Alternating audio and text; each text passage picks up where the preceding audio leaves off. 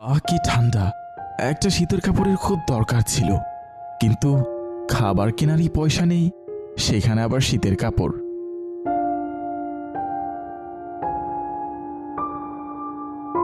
কি রে পোলা, এত রাইতের বেলা পথে পথে হাঁটতাছস কেন? বাড়িত যা, নাইলে তো অসুস্থ হইয়া যাইবি। যাওয়ার তো জায়গা নেই চাচা। এই গ্রামে এসেছিলাম একটা চাকরির খোঁজে, কিন্তু পৌঁছাতে পৌঁছাতেই রাত হয়ে গেছে। আহারে, এত রাইতে তোর এই হানে থাকন লাগবো না। চল, তোরে আমি আমার সাথে লইয়া যাই। কাম করতে পারবি? জি জি চাচা, আপনি যা বলবেন আমি তাই করব। আমি লাশ ঘরে কাম করি, তই রাইতের বেলা লাশ ঘরের দেখাশোনা করার মানুষ নাই, তুই তাইলে সেই হানে কাম করবি। আচ্ছা চাচা। তারা দুজনে মর্গে চলে গেল। একের পর এক লাশ সারি করে রাখা আছে সেখানে। লাশগুলো আইজি আইছে, তোর কাম হইল এইগুলা দেখা রাখা, কোন লাশ যেন জায়গা থাইকা না সরে। আচ্ছা চাচা।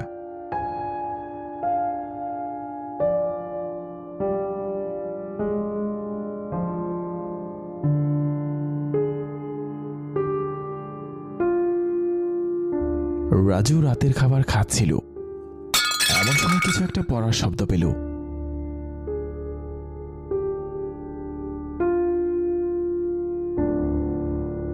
কে কে রে ওখানে?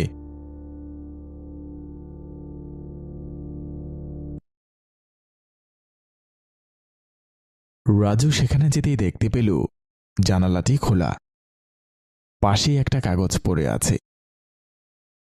ও, বাতাসের জন্য মনে হয় পড়ে গিয়েছিল জিনিসটা। সে জানালাটা বন্ধ করতে নেবে, এমন সময় দেখতে পেল দূরে আধারে কেউ দাঁড়িয়ে আছে। ফিরে যা! এসব কি পাগলামি? কেউ কি মজা করছে আমার সাথে? রাতের বেলা লাশ পাহারা দেয়া আবার কেমন কাজ? লাশ কি হাঁটতে পারে নাকি যে পালিয়ে যাবে? এত জার্নি করায় খুব ক্লান্ত লাগছে, আমি বরং একটু ঘুমিয়ে নেই।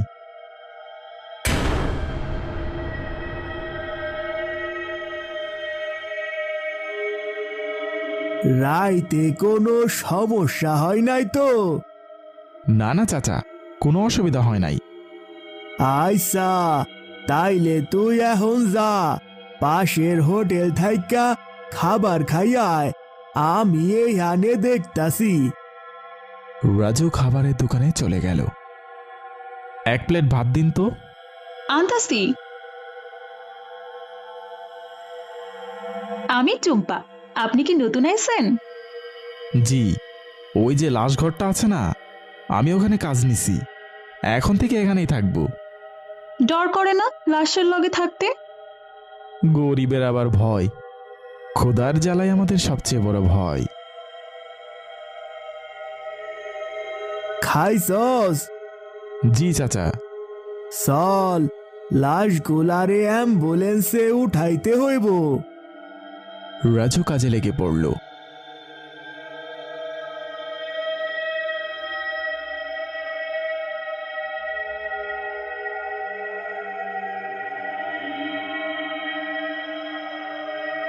রাজু সেই কাগজটা বের করল, কিন্তু কি আশ্চর্য, সেখানে আর লেখাগুলো খুঁজে পেল না। এই যে একটা শুধুমাত্র সাদা কাগজ। ধুর, আমিও ওইসব হাস্যকর কথায় বিশ্বাস করছিলাম, ভূত বলে আবার কিছু হয় নাকি? সবগুলো লাশ ঠিকঠাক আছে কিনা তা দেখে খাতায় এন্ট্রি করে নিল। কাজ শেষে ঘুমিয়ে পড়ল রাজু, কিন্তু রাতে আবার কিছু ভাঙার শব্দে তার ঘুম ভাঙতেই রাজু দেখতে পেল সম্পূর্ণ মর্গটি অন্ধকার। সে লাইট জ্বালানোর চেষ্টা করল, কিন্তু কোনো কাজ হলো না। একটা মোমবাতি জ্বালিয়ে সে অন্ধকারে হাঁটতে লাগলো। কিছু দূর এগোতেই রাজু দেখতে পেল একটা লাশ অন্য একটা লাশকে চিবিয়ে খাচ্ছে। দৃশ্যটা দেখে রাজু থরথর করে কাঁপতে লাগলো। সেই মুখ বুজে দাঁড়িয়ে আছে সেখানে। এমন সময় রক্তাক্ত মুখের সেই লাশটি তাকালো তার দিকে। রাজু ভয় পেয়ে দৌড়াতে লাগলো। পেছনে পেছনে সেই ভয়ঙ্কর লাশটিও দৌড়াতে লাগলো। রাজু দৌড়াতে দৌড়াতে বেরিয়ে আসলো সেই মর্গ থেকে। এমন সময় ঝাঁপিয়ে পড়লো সেই লাশটির উপর। এই রাজু, এই রাজু ওঠ। রাজু চোখ খুলল। সে দেখল সে মর্গের বাইরে বসে আছে। তুই এই হানে কি করতাছিস? তোরে না কইছিলাম লাশ থাইকা একটুও চোখ সরাবি না, আর তুই কি না এই হানে বইসা আসোস? চাচা, কালকে রাতে অনেক একটা খারাপ কাণ্ড ঘটেছে। একটা লাশ উঠে হাঁটছিল, তারপর সেই লাশটা আরেকটা লাশকে খাচ্ছিল। কি কইতাছ সেগুলা? তুই কি রাইতে মালটাল খাইয়া ঘুমাইছিলি নাকি? এই সব কি কস? না না চাচা, আমি সত্যি কথাই বলছি। চুপ কর, কামের ফাঁকি ছাড়া আর কিছুই না এগুলা। তোরা গরিবেরা এমনই, শুধু বাহানা কইরা কামে ফাঁকি দেস। আমি মিথ্যা বলছি না, চলেন আপনি আপনি ভিতরে গিয়ে নিজ চোখেই দেখবেন। তারা তারা একসাথে মর্গের ভেতরে গেল, কিন্তু কোনো কিছুই অস্বাভাবিক মনে হলো না।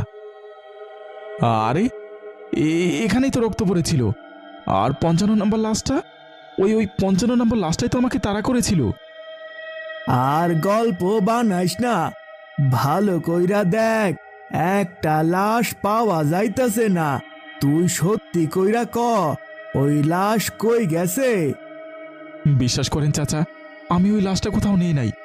ওই 55 নম্বর লাশটা ওই হারিয়ে যাওয়া লাশটাকে খেয়ে নিয়েছে। এবারের জন্য কিছু কইলাম না, লাশটা সম্পর্কে আমি কিছু একটা বানাই নিমুনে। তুই ভালো মতো খেয়াল রাখিস যেন আর কোনো লাশ ওই জায়গা থাইকা না যায়। যে করে পারো আজকে রাতের মধ্যে আমাকে একটা ক্যামেরা জোগাড় করে দেবে।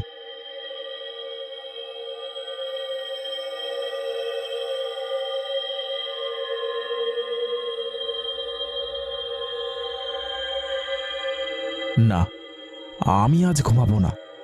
এই ক্যামেরায় আজকে আমি সব কিছু রেকর্ড করব। তারপর কে এই লাশ খাচ্ছে আমি সেটা চাচার কাছে প্রমাণ করে দেখাবো। রাজু অপেক্ষা করতে লাগলো, কিন্তু কেউ আসলো না সেদিন। পরদিন রাতেও অপেক্ষা করতে লাগলো কি হয় সেটা জানার উদ্দেশ্যে, কিন্তু ঘুমে তার চোখ ভারী হয়ে এলো। গভীর রাতে রাজুর ঘুম ভেঙে গেল। সে দেখতে পেল পাশেই একটি লাশ পড়ে আছে। লাশটির সারা শরীরে খুবড়ে খুবড়ে খাওয়ার চিহ্ন। ভয়ে রাজুর শরীর কেঁপে উঠল, কিন্তু নিজের হাতের দিকে তাকাতেই ভয় আরো দ্বিগুণ হয়ে উঠল। রাজুর হাতে আর মুখে লেগে আছে রক্ত। কি এটা কি করে হলো? আমার শরীরে কিসের রক্ত?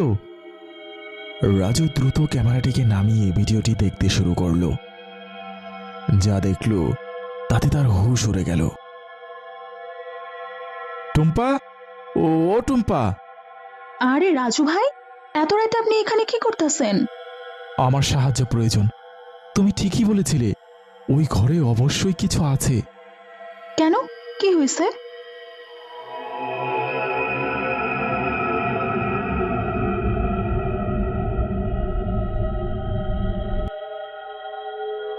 এই ভিডিও যদি কেউ দেখতে পারে তাহলে তো আপনার এই মানুষ পিশাচ ভাইবা খুন করব। বিশ্বাস করো, আমি কোনো পিশাচ নই। আমি লাশ খাইনি। ঘুম থেকে উঠে দেখি আমার এই অবস্থা। জানি না আপনারে কতটুকু সাহায্য করতে পারবো, কিন্তু আমার পরিচিত একজন কবিরাজ আছেন, হয়তো উনি এই সমস্যার একটা সমাধান দিতে পারবো। তারা দুজনে চলে গেল সেই কবিরাজের বাড়িতে। কি হলো টুম্পা, এত রাতে তুমি এখানে কেন? আর এই লোক কে? ওই লাশ ঘরের রহস্য একমাত্র আপনিই জানেন। আমার বন্ধু রাজু ভাই ওই লাশ ঘরেই চাকরি করে। এখন ওনার সাথে অদ্ভুত কাণ্ড ঘটতেছে। আসো, বাড়ির ভেতরে আসো তোমরা, আমাকে সব কিছু খুলে বলো। এই একই কাহিনী নিয়ে এসেছিল আরেকটি ছেলে। তার নাম ছিল রমেশ। রমেশ ছিল একজন অ্যাম্বুলেন্স চালক। লাশটারে কি এখন দিয়ে আইবি? জি কাকু। রমেশ, মর্গের কর্তৃপক্ষ কিন্তু গত কয়েকদিন থেকেই তোরে জেলে পাঠাই দেওয়ার কথা ভাবতাছে। সাবধানে থাকিস। আপনি তো আমাকে বিশ্বাসই করছেন না। আমি সত্যি বলছি, আমি লাশ চুরি করিনি। ওই দুটো লাশ গাড়ি থেকে কিভাবে হারিয়ে গেছে আমি কিছুই জানি না। এসব আমি জানি না, কেউ এসবে বিশ্বাসও করব না। সবাই ভাবতেছে ওই দুইটা লাশ হয়তো তুই বিক্রি কইরা টাকা খাইছস। আপনার মামা কিভাবে মারা গিয়েছে? রাতের ঘুমন্ত অবস্থায়। আপনি বিশ্বাস করবেন কিনা জানি না, কিন্তু এই কারণে গত কয়েক মাসে বেশ কয়েকজনের মৃত্যু হয়েছে। আজ গভীর রাতে আপনি লাশটা নিয়ে আমাদের বাড়িতে চলে আসেন। জানাজা আমরা সকালেই করব। আচ্ছা, আপনি চিন্তা করবেন না। রমেশ কিছু বলল না। সে গাড়ি চালাতে লাগলো। সে লক্ষ্য করল কালো পোশাকে কেউ দাঁড়িয়ে আছে রাস্তায়। তবুও গাড়ি না থামিয়ে এসে চালাতে থাকলো। হঠাৎ তার মনে হলো গাড়ির ভেতর কেউ ধাক্কা দিচ্ছে। গাড়ি থামিয়ে রমেশ দরজাটি খুলতে দেখতে পেল লাশটা গাড়ির মধ্যে দাঁড়িয়ে আছে।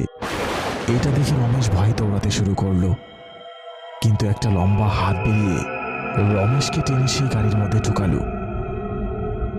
তারপর রমেশকে নরখাদক ভেবে গ্রামের সকলে তাকে ফাঁসি দিয়ে হত্যা করে। কিন্তু রমেশ তার আগে আমার কাছে একবার এসেছিল। সে আমাকে জানিয়েছিল তার অজানায় কেউ একজন তার গাড়িতে প্রায়ই আসে আর ওই লাশ গুম করে নিয়ে যায়। এমনকি একবার রমেশ তোমাদেরই মতো নিজেকে রক্তাক্ত অবস্থায় পেয়েছিল, কিন্তু দুর্ভাগ্যবশত রমেশকে কোনো সাহায্য করতে পারিনি আমি। তাহলে কি আমাকে বাঁচানোর কোনো উপায় নেই? আমাকেও কি রমেশের মতো সবাই মেরে ফেলবে? না, ওইবার আমি কিছু না করতে পারলেও এবার আমি বিনা কারণে আরেকটা প্রাণকে হত্যা হতে দেব না। আপনার কাছ থেকে কোনো পথ আছে? হ্যাঁ, তবে কতটা কাজ করবে আমি ঠিক জানি না। তাহলে লাশখাদকটাকে সে কেন এমন করছে? এগুলো সবই এক পিচাসের কর্মকাণ্ড। কিন্তু এই পিচাস নিজ দেহের ব্যবহার করে লাশ খেতে পারে না, তাই অন্যান্য লাশ অথবা কোনো মানুষের দেহে ভর করে সে মৃতদের খায়। এভাবেই নিজের প্রয়োজনে ওই পিচাস তোমার ও রমেশের দেহে ভর করেছিল। প্রথম দিকে মানুষের মৃত্যুর সংখ্যা কম ছিল বিধায় সে এই গ্রামের মানুষদের ঘুমন্ত অবস্থায় হত্যা করত। কিন্তু রমেশের মৃত্যুর পর থেকে আমি এই গ্রামকে সেই পিচাস থেকে সুরক্ষা করতে এক তাবিজ ব্যবহার করেছিলাম। তাই গ্রামের মানুষ রক্ষা পেলেও ওই মর্গ রক্ষা পায়নি পিচাসের অত্যাচার থেকে। সেই মর্গে বিভিন্ন মৃত মানুষের দেহ আনা হয় বলে সে তার শক্তি ব্যবহার করে জায়গাটাকে নিজ কবলে নিয়ে এসেছে। তাই আমি চাইলেও আমার তাবিজ সেখানে ব্যবহার করতে পারছি না। তাহলে উপায়? এই বাড়ি ছেড়ে আমি বের হতে পারবো না, কারণ আমার ওপর ওই পিচাস অনেক বড় অভিশাপ দিয়ে রেখেছে। আমি বের হলেই সে আমাকে মেরে ফেলবে। এখন তোমাদের একজনের দেহে যদি ওই পিচাসকে বন্দি করা যায় তবেই আমি কোনো উপায় খুঁজে পাবো। তাহলে আমার মধ্যে করুন। কিন্তু তোমার মতো মানুষকে টুম্পা সামলাতে পারবে? সে কি একটা পিচাস ভর করা মানুষকে আটকে রাখতে পারবে যতক্ষণ না আমি এসে পৌঁছাই? তাহলে আমার দেহে ভর করানো হোক সেই পিশাচকে। আপনি উপায় বলুন কবিরাজ। তার মানে রামেশ সত্যি নির্দোষ ছিল? জি কাকা, আপনি যদি অনুমতি দেন তাহলে আমরা একটা কিছু করতে পারি। অবশ্যই রাজু, তোমাদের যত সাহায্য লাগে আমারে কইও। সেই পিশাচটিকে বন্দি করার জন্য মর্গে সকল প্রস্তুতি সারা হলো। টুম্পার হাত পা বেঁধে দেওয়া হয়েছে যেন সে কারো ক্ষতি না করতে পারে। এরপর বৃদ্ধ লোকটি মর্গের লাইটটা বন্ধ করে দিলেন। রাজু মনে মনে কবিরাজের শিখিয়ে দেওয়া কিছু শব্দ পড়তে লাগলেন। হঠাৎ সেই রুমটায় বাতাস শুরু হলো। মর্গের লাইটগুলো একা একাই অন অফ হতে থাকলো। এরপর টুম্পা বলতে শুরু করলো, কি চাস তুই? কি চাস? তুই এতদিন যে অপরাধগুলো করেছিলিস আমরা তার শাস্তি দিতে চাই। আমাকে আমাকে তোরা শাস্তি দিবি? সেটা তো দেখাই যাবে। আগের বার রক্ষা পেয়ে গেছিলি তুই, কিন্তু এইবার তোর কোনো ছাড় নেই। তুই তুই এখানে কি করছিস? তুই এখানে কেন? এবার আর কোথাও পালাতে পারবি না তুই।